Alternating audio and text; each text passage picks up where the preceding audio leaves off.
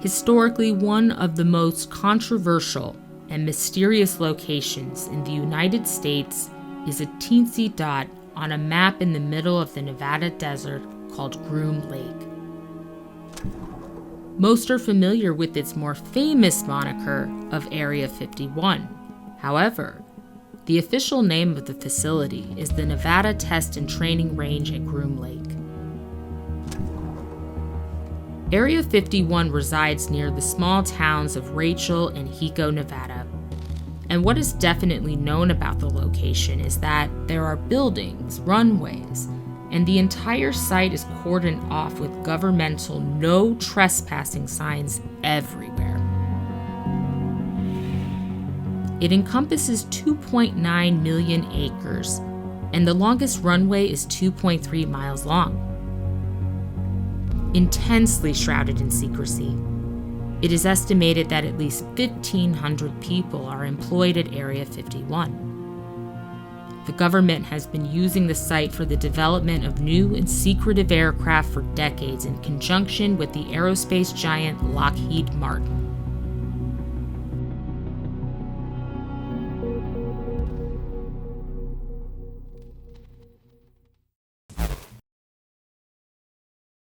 According to documents declassified in 2007, Area 51 was commissioned in 1955 to develop a spy plane during the Cold War to keep an eye on Soviet activities deep inside the USSR. The plane needed to be undetectable in the air by enemy radar. Behold, the birth of Project Oxcart. Area 51 was chosen because of the close proximity to two other highly restricted areas. One of those, the Nevada National Security Site, or otherwise known as the Nevada Test Site, was the location of U.S. nuclear weapons testing from the 1950s through 1990s. The site has been used by the CIA, the U.S. Air Force, and Lockheed Martin for running test flights of so-called black aircraft, which are experimental, captured, or reverse-engineered aircraft. It's important to note here that Area 51 was only officially acknowledged by the CIA in 2013. The types of aircraft developed and tested at the facility include the U-2 Dragon Lady, the A-12 Archangel, the SR-71 Blackbird, and the F-117 Nighthawk. The U-2 Dragon Lady was a high-altitude surveillance plane that has been in service since 1956. It is equipped with terrain mapping, communications capturing, and high-resolution photographic equipment, and it cruises above 70,000 feet. When people first saw the U-2 back in the 50s, they had no idea what they were seeing. Many misidentified the craft as being extraterrestrial in nature. And instead of trying to dissuade the UFO notion, the CIA allowed the alien spacecraft story to perpetuate in order to protect the true nature of the activities at Area 51, namely international espionage. In fact, the CIA developed an office in the 1950s to investigate and handle any sightings of UFO activity over Nevada. Although the last U-2 plane was built in 1989, its retirement was supposed to be sometime after 2015. The U-2 was crucial in operations during the Iraq War, and now its retirement has been pushed back indefinitely. The A-12 Archangel was a reconnaissance airplane, and the F-117 Nighthawk is a stealth fighter built by Lockheed Martin. Its origin came from a letter from the U.S. Department of Defense in 1974. An aircraft was requested that could slip undetected through enemy electronic warning systems by low or no emittance or by reflecting light, radar, and infrared energy. The F-117 was developed by Lockheed Martin's Advanced Development Project, affectionately known as Skunk Works. The F-117 has twin turbofan engines without afterburners and has a sharply swept back, triangular shape with the surface covered in radar-absorbing material. The body of the jet consists of many flat planes that reflect radar away from its transmitter, rendering it invisible to enemy radar. The final working model was delivered to the U.S. Air Force in 1982. But this was only after years of failed prototypes crashing during test flights. Production stopped in 1990 after only 59 planes were built. The F-117 was used extensively in the Gulf War, Iraq, and Kosovo. It was retired in stages between 2006 and 2008. Nowadays, research is heavily influenced by the utility and complexity of drone technology, and Area 51 is spearheading the research into the possible uses for it. While all of that is what we certainly know about Area 51 from its 1950s origin through now, there have been conspiracy theories abound, and all of the extreme secrecy surrounding it has done nothing to quell the curiosity or the rumors. In fact, there was a huge raid planned in 2019 by a group who wanted to charge the gates to find out what really goes on there. The raid didn't happen, of course, but no trespassing signs, fences, barbed wire, and surveillance have stopped people from trying to get inside before. Should they make it past the gates, trespassers can expect to be greeted in a very aggressive manner by heavily armed military. They exit their vehicles with weapons drawn, shouting directions to keep hands up, and asking why the trespasser is there. Sometimes, luckier trespassers can get away with a warning, but others can be jailed or even shot on the spot. People ask, why all the secrecy now that we know about all the espionage and aircraft development? Are they hiding something there? What could it be? Why shoot people? Thus, the conspiracy theories fly once again. But Area 51 has never been without suspicion. In 1947, a suspicious aircraft crashed in Roswell, New Mexico.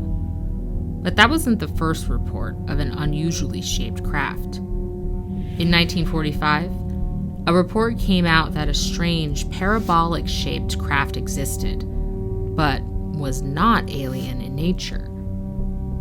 It was the brainchild of two German brothers, the Hortons. When the craft crashed in Roswell, the CIA went out on a global manhunt for the Hortons, but it was rumored then that the Roswell aircraft and alien bodies were sent to Area 51. Far-fetched? Not according to Robert Lazar, a former employee who worked at a restricted area near Area 51 back in the 1950s.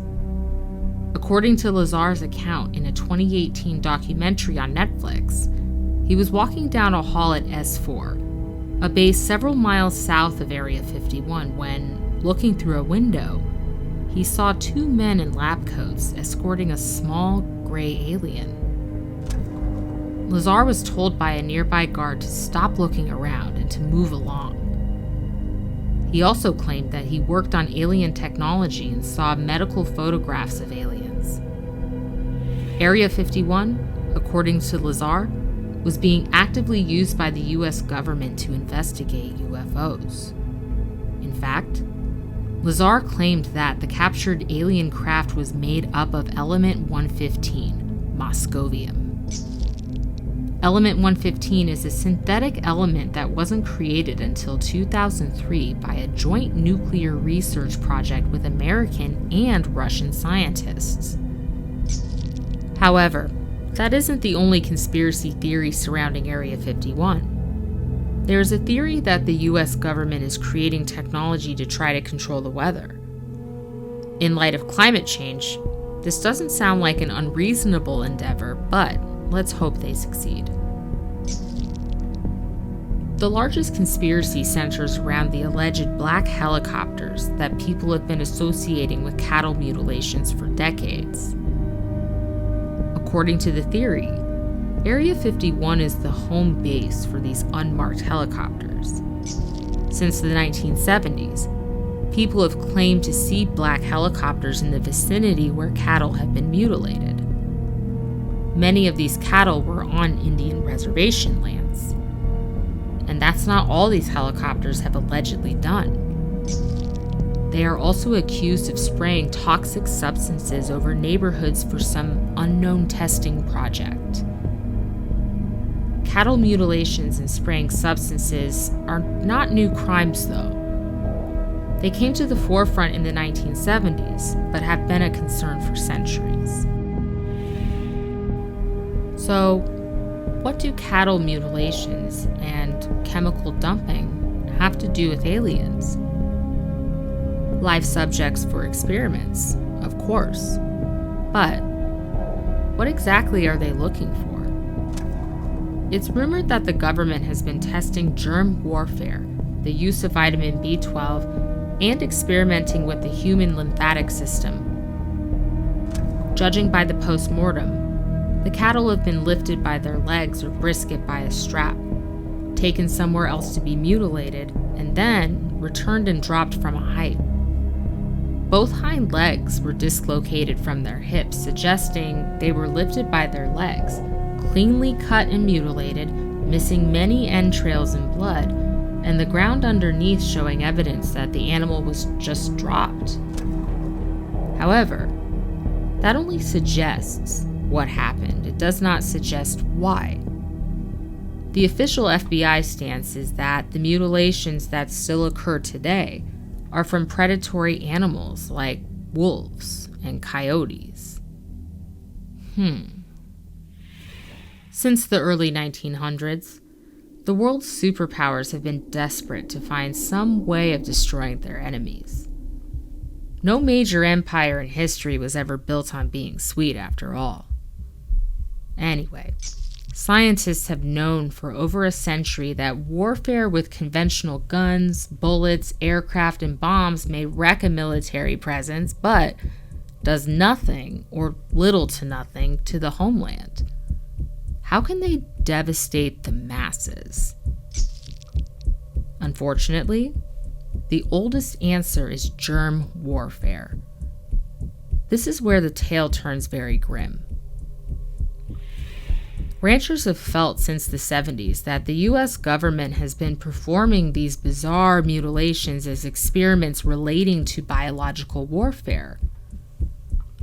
The toxic substances being sprayed are also a part of biological experimentation. But there could be other reasons. We know our food is already being genetically modified. The government could be experimenting with cloning or genetic mutation and modification in livestock. In 1996, Scottish scientists cloned a sheep named Dolly that wasn't exactly a smashing success. What about experiments from foreign governments? Have they ever reached American soil? The answer? A loud, resounding yes. In 1915, during World War I, the Germans had the bright idea to sabotage the American food and pack animals being sent to aid the Allies. They sent a German, Anton Dilger, to America with an assortment of viruses and bacteria with the sole intent of biological sabotage. He set up a lab in Chevy Chase, Maryland to mass produce his germs for infecting cattle, horses, pigs, and mules throughout the country. He recruited 12 assistants to help him infect as many animals as possible.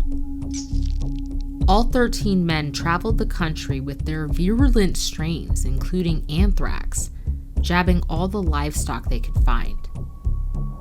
They infected the fodder and even the animals' drinking water in order to further disperse their pestilence. Then, in 1945, Japanese balloon bombs landed in North and South Dakota.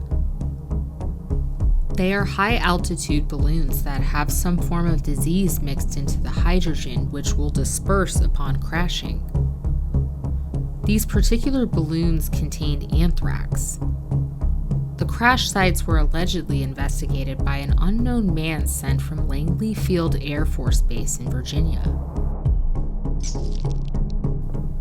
Also in the 1940s, it came out that there was a mass infection of livestock in the Soviet Union that killed 25,000 horses by anthrax and tens of thousands of pigs by erysipelas, and other plagues introduced through Maricocera. With all of this being said, it's unsure which is worse, the government or aliens. Are we using alien wisdom in nuclear and genetic testing? Are there alien spacecraft here on Earth? Are there aliens on Earth? According to conspiracy theorists, Area 51 holds the answers.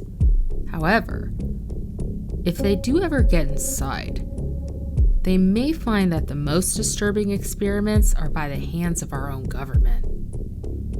Until all the secrets of Area 51 come to light, which, of course, may never happen due to the clandestine nature of espionage and stealth, we can only speculate and keep a close eye on the skies above us, as well as the food and water that sustain us.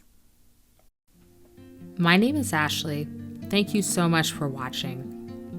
We're a group of curious and passionate humans creating documentary-style content for those who share our curiosity, ask questions, and seek to dig deeper in a world where almost everything isn't quite what it seems. We are Mystery Syndicate. If you like what we do, please consider subscribing to our YouTube channel, leave a comment, and give this video a like.